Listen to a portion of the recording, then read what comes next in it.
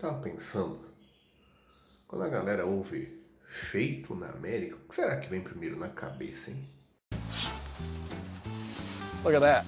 Fala pessoal, tudo bem? Eu sou o professor Luciano Kenji e você está no Cinegel. Você gosta de filmes sobre narcotráfico, investigação criminal? Você já ouviu falar de agente duplo? Alguém que age em favor de A e de B ao mesmo tempo? E se eu falasse que o filme de hoje, ainda por cima, é uma história real maluca de um cara que fez tudo isso em pleno processo da Guerra Fria, embaixo das barbas do governo dos Estados Unidos, com boa parte ali, inclusive, de uma galera passando pano para ele. Tá entendendo nada? Vem comigo que eu vou te explicar melhor.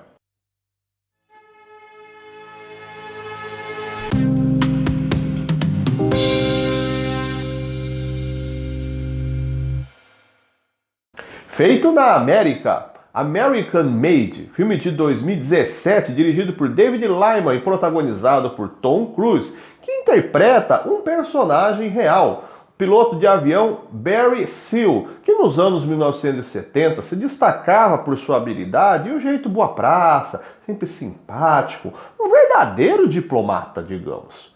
Características que lhe destacam desde a escola de aviação. Um dia, ele é abordado por um homem identificado como Sheffer, que mostra conhecer detalhes pessoais e profissionais de sua vida, inclusive sabendo e jogando em sua cara que Barry transporta charutos cubanos ilegalmente para dentro dos Estados Unidos, mercadoria proibida de qualquer relação comercial com Cuba por causa do embargo imposto pelos Estados Unidos nos anos 1960. Então não há nenhuma possibilidade nem de compra e venda com o país centro-americano. Sheffer identifica-se como um agente da CIA, Agência de Inteligência de Governo dos Estados Unidos, que age em missões ultra-secretas, e revela o motivo do seu contato, apresentando-lhe uma proposta. Estamos falando do período da Guerra Fria, onde há extrema rivalidade política entre Estados Unidos e União Soviética, por causa de suas brigas ideológicas, Estados Unidos sendo capitalista e a União Soviética seguidora do socialismo, ideia comunista. E após a instalação do sistema socialista em Cuba, o governo dos Estados Unidos entrou em um alerta maior para eventuais outros movimentos que existam na América Latina em prol da instalação de regimes simpáticos ao governo soviético. Sheffer propõe que Barry saia de seu emprego na aviação civil para pilotar um avião particular que sobrevoará países da América Central e, através de uma câmera instalada na parte de baixo do veículo, na barriga do avião, digamos, ele consiga trazer fotografias reveladoras quanto à posição e eventuais estratégias e passos pensados dos grupos simpáticos à União Soviética que planejam chegar ao poder nos países centro-americanos, derrubando então governos simpáticos aos Estados Unidos. Esta missão é ultra secreta e nem mesmo a esposa de Barry, a princípio, sabe da real situação. Ele, então, começa uma rotina de viagens sobre a porção centro-americana, trazendo muitas informações privilegiadas e dinheiro. Está sendo muito bem pago, que inclusive chamou-lhe a atenção para largar a vida na aviação civil.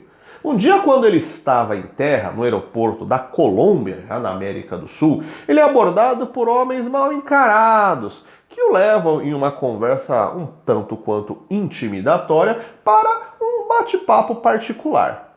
Esse papo suave é feito com Jorge Ochoa, um dos líderes do até então não tão conhecido Cartel de Medellín, um grupo produtor de cocaína que tem entre os seus líderes o mais conhecido, creio para a maioria, Pablo Escobar, que é um personagem do filme, inclusive.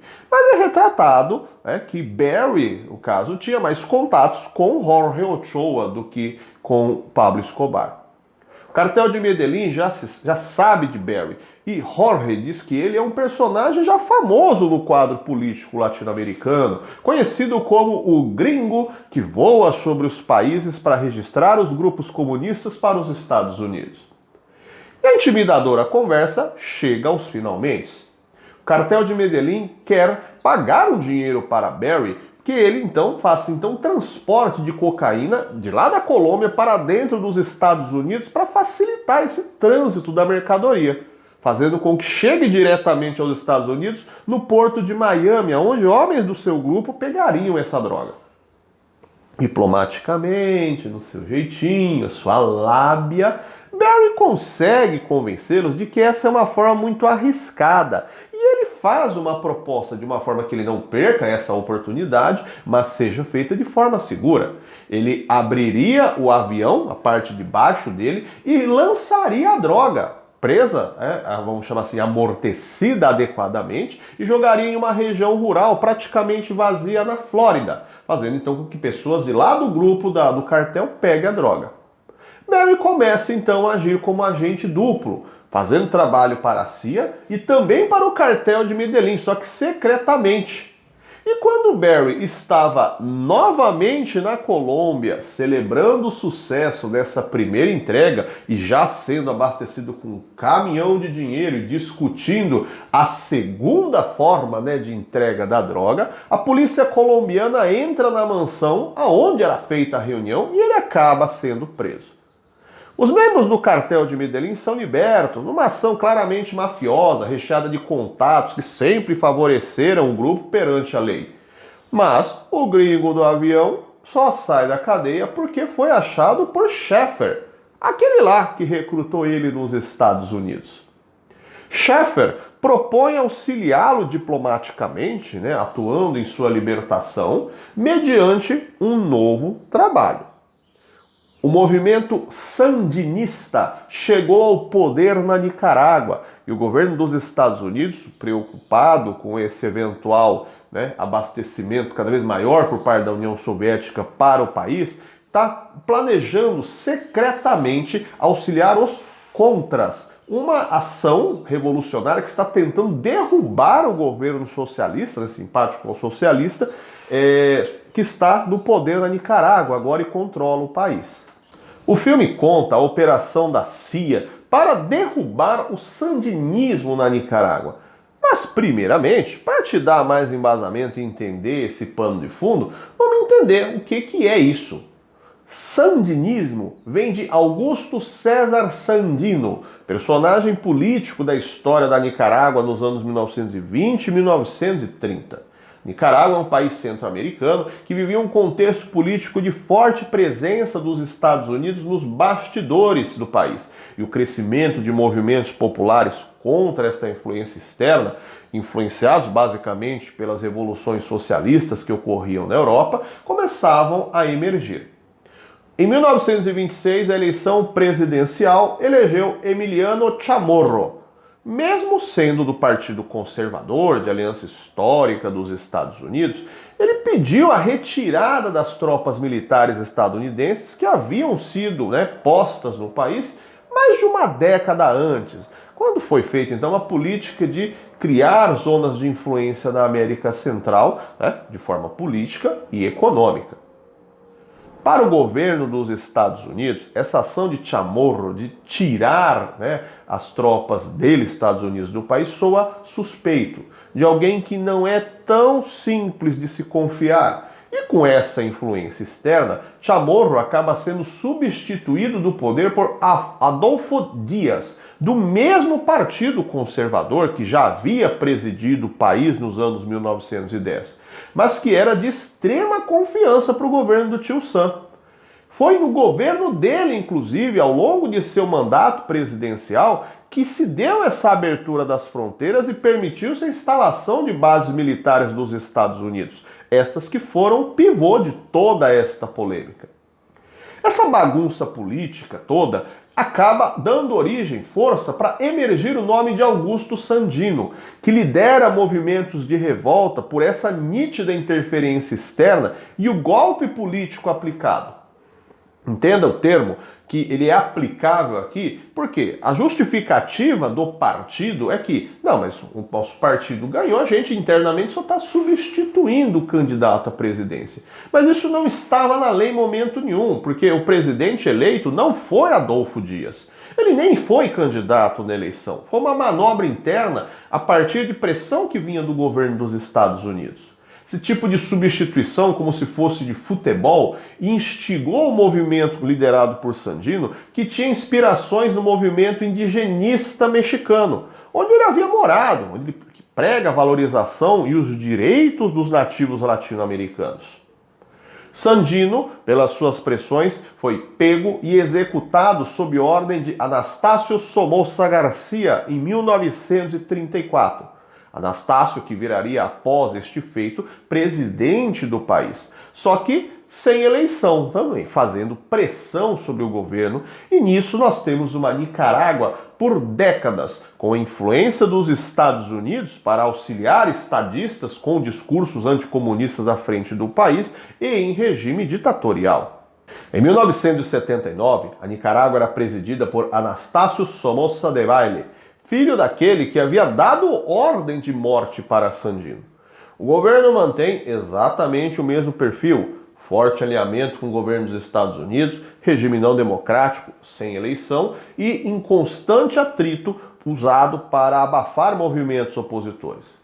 E aí chegamos no evento do filme, onde o sandinismo, uma frente política que se batiza com esse nome em referência a esse primeiro líder de tentativa de derrubada dessa influência dos Estados Unidos no país, ganhou muita força nas ruas e entre a população mais pobre, inclusive, curiosamente, de membros da Igreja Católica local. Mesmo sendo contrários ao comunismo, a igreja local acaba se aliando às ideias do movimento sandinista, o que, inclusive, acaba não sendo aprovado pelo então Papa, na época, João Paulo II, que dizia pregar, sim, o combate às ditaduras na América Latina, a democratização dos países, justiça social, mas dizendo que o clero nicaragüense fez ali um erro, que não era este tipo de alinhamento que traria democracia ao país. O movimento sandinista, após crescente pressão, consegue chegar ao poder, no episódio batizado de Revolução Sandinista. O país não chegou a decretar o socialismo como sistema político oficial, ou seja, não houve a total estatização dos serviços, como, por exemplo, em Cuba, outro país centro-americano, que servia de espelho para este e vários outros movimentos esquerdistas na América Latina. Pronto, temos o pano de fundo no filme. Os Estados Unidos chegaram a planejar uma intervenção com força militar para evitar a retirada de Somoza Debayle do poder. Mas havia um clima de bastidores muito carregado, muito cheio de picuinhas e medos por causa da derrota que os Estados Unidos sofreu na Guerra do Vietnã. A pressão dos opositores e de parte da população que questionava, com um misto de inconformismo e vergonha dos anos de guerra travada no continente asiático, com gasto de verba, perda de vidas de vários jovens e a derrota que para os nacionalistas mais revoltados havia sido humilhante, visto a grande diferença de poder bélico tecnológico entre os Estados Unidos e o Vietnã. Tudo isso somado, temos os passos que foram dados de forma meticulosa nos bastidores. O personagem de Barry fazia o transporte de armas e suprimentos para os contras. Os contras são um grupo anticomunista que luta agora para derrubar o presidente Daniel Ortega do movimento sandinista. Mas estes movimentos não obtiveram sucesso. Como disse anteriormente, aqui não temos um país socialista, mas sim um partido político que é simpático a essa ideologia e está no poder. Então houveram eleições que resultaram na manutenção contínua no grupo sandinista de 1979, ano da Revolução Sandinista, até a eleição de 1990, quando Violeta Chamorro vence, sendo ela uma antiga membra da Frente Sandinista de Libertação Nacional, o partido que liderou, que encabeçou o movimento então da Revolução e esteve à frente do governo, mas ela se afastou por divergências internas. Daniel Ortega, que presidia Nicarágua no contexto do filme, ainda é um personagem ativo na política local e até o presente momento, pensando que este vídeo está indo para o ar em 2020, ele é o presidente do país novamente. Eu quero, primeiramente aqui, agradecer a Dona Maria e sua filha Ali, que são duas espectadoras aqui do canal e me fizeram a indicação deste filme como é uma possibilidade de vídeo para o canal. Muito obrigado pela indicação, pelo carinho da mensagem que vocês sempre deixam aqui nos comentários. E, bom, espero que o vídeo tenha ficado, pelo menos, a mínima da expectativa que vocês tinham aqui, né, no que eu fosse fazer. Pessoal, terminando, eu digo aqui para vocês que apesar do filme, né, aparentemente ser ali, né, eu, por exemplo, quando vi o trailer, imaginando que era um filme ligado à questão muito mais de aviação, de narcotráfico, ele tem muito dessa parte política da América Central nos seus entremeios. Você já assistiu esse filme? Você conhece? Deixe seus comentários aqui embaixo. Fale o que você achou. Ficou alguma dúvida sobre essa questão do movimento sandinista? E você já se inscreveu no canal? Já indicou para os seus amigos? Dê aqui o clique no sininho para você receber as notificações de vídeos novos. Compartilhe com a galera. E eu te vejo no nosso próximo vídeo. Até mais. Tchau, tchau.